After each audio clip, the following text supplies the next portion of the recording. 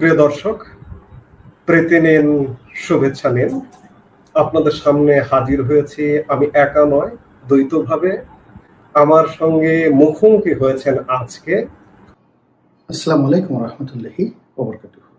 সম্মানিত দর্শক, আপনি যদি বাংলাদেশের এই মুহূর্তের রাজনৈতিক প্রেক্ষাপট, পরিবেশ এবং পরিস্থিতি খুব গভীরভাবে মনোযোগ সহকারে দেখেন, অদ্ভুত কতগুলো বিষয় আপনি দেখতে পাবেন যা আপনার জীবদ্দশায় ইতিপূর্বে আপনি দেখেননি। আমি নিজে আমার ক্ষুদ্র জীবন, আপনাদের অনেকের মতো হয়তো আমার বয়স হয়নি, আবার আপনাদের মধ্যে যারা তরুণ রয়েছেন তাদের অনেকের চাইতে হয়তো অনেক কিছু দেখার সুযোগ আমার হয়েছে।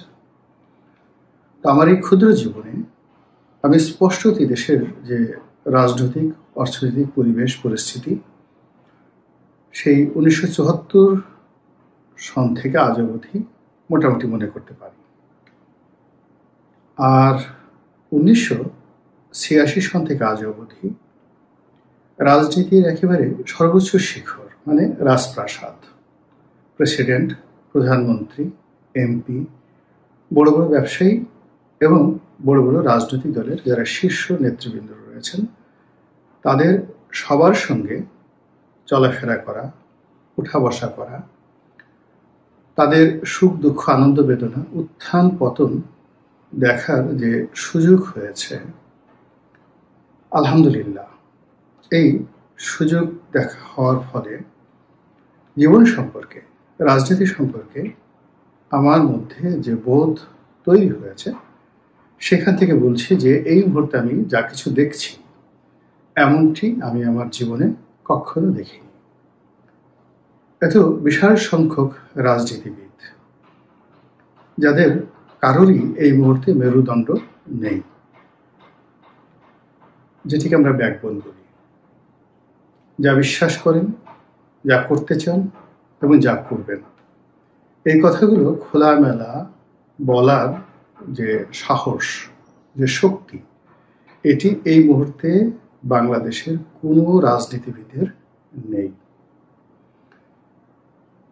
অদ্ভুত ব্যাপার হলো যে কখনো এরকম রাজনীতির বন্ধত্ব আমি দেখিনি। এখন আপনি হয়তো বলতে পারেন যে সবাই তো কথা বলছে। আপনি লক্ষ্য করবেন যে কিছু কিছু মানুষ খুব অস্বাভাবিক আচরণ করছে, ছোট ছোট মানুষ খুব বড় বড় কথা বলছে।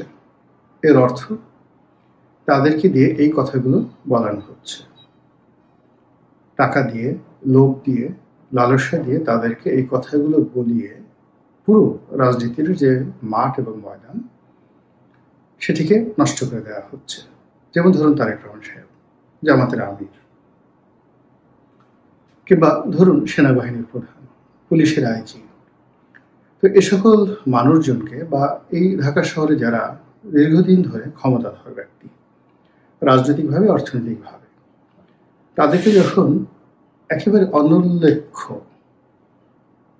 একজন মানুষ অন্য সময় হলে মানে এই সকল মানুষদের গালে চড় থাপ্পড় দিয়ে বা তাদের মাথা কামিয়ে ঘোল ঢেলে দেওয়ার জন্য এই যে সকল মানুষদেরকে তারা গালাগাল করছেন তাদের পিয়ন, ড্রাইভার, দারোয়ানই যথেষ্ট ছিল। তো যখন এই সময়টিতে এসে উন্মুক্ত ময়দানে বসে, রাজপথে বসে সমাজের ক্ষমতাধর বড় বড় মানুষদেরকে ছোট ছোট মানুষ গালাগাল করছে অকথ্য, অশ্রাব্য এবং অশ্লীল ভাষায়, ধরে নেবেন এগুলো শেখানো এবং এর পেছনে অনেক বড় শক্তির হাত রয়েছে।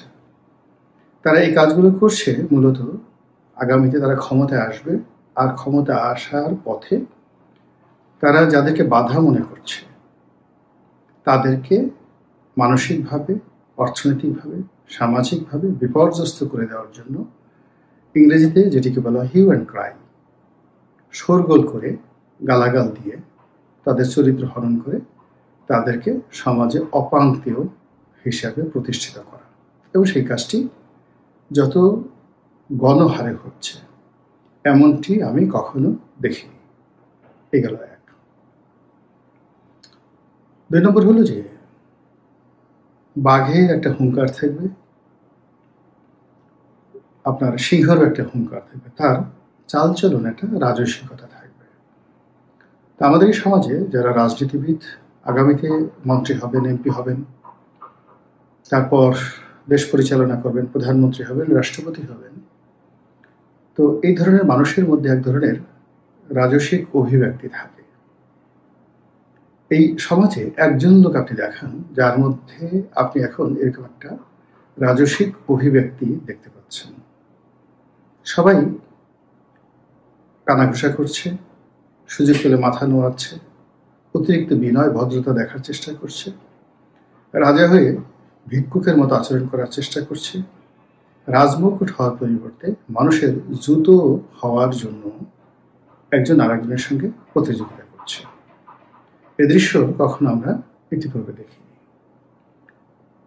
এরপর যে কোনোভাবে, যে কোনো উপায়ে অর্থ উপার্জন করার এবং পদ পদবি লাভ করার জন্য মানুষের যে আবহমান কামনা বাসনা থাকে, সেটি এখন একেবারে বিকৃত রুচির সর্বনিম্ন পর্যায়ে পৌঁছে গিয়েছে।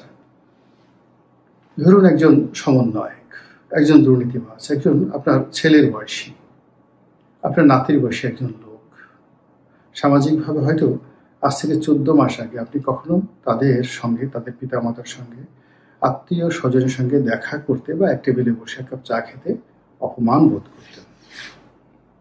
সময়ের প্রয়োজনে এখন আপনি তাদেরকে কোটি কোটি টাকা দিয়ে, তাদের হাতে পায়ে ধরে, তাদেরকে বাবা ডেকে একটি গুরুত্বপূর্ণ পদ পদবি পাওয়ার জন্য যে তদবির আপনি করছেন, এবং আপনাদের মতো মানুষের সংখ্যা এই বাংলায় এত বেশি হয়ে গেছে যেটি কখনো ইতিপূর্বে ছিল না।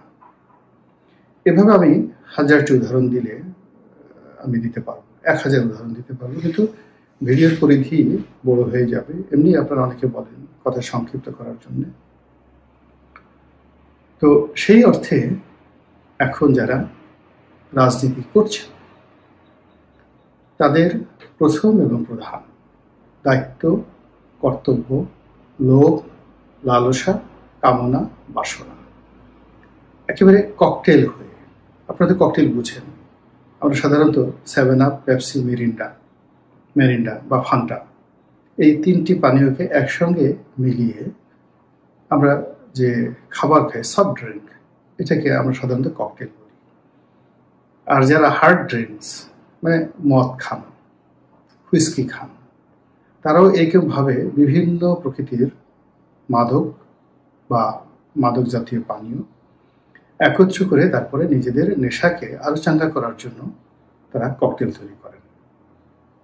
এখন এই যে আপনার চরিত্রের মধ্যে যে মন্দ দিকগুলো রয়েছে, যে নেশাগুলো রয়েছে, যেগুলো আপনাকে পাগল বানিয়ে ফেলে, সেই সকল নেশাকে আপনি ককটেল বানিয়ে রীতিমতো একজন ভণ্ড সেজেছেন।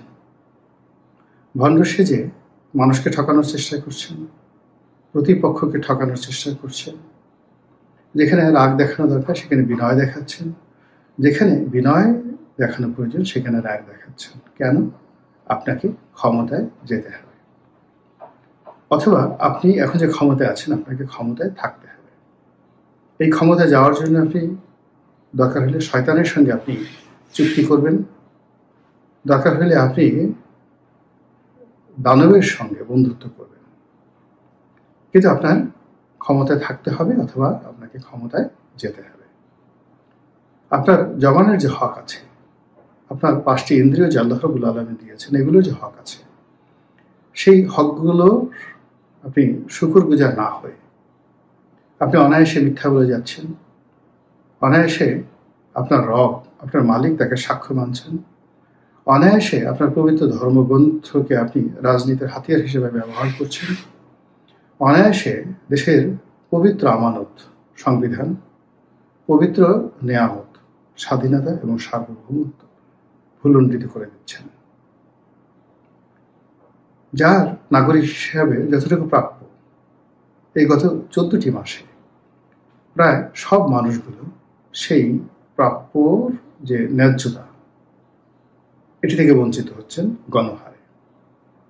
আওয়ামী লীগ জমানায় যে বৈষম্য ছিল, যে অনাচার ছিল, অবিচার ছিল, অত্যাচার ছিল, আপনি বুকে হাত দিয়ে বলুন তো কোন জিনিসটি কমেছে আর কোন কোন জিনিসগুলো বেড়েছে? বাড়ার সংখ্যা কত, কমার সংখ্যা কত?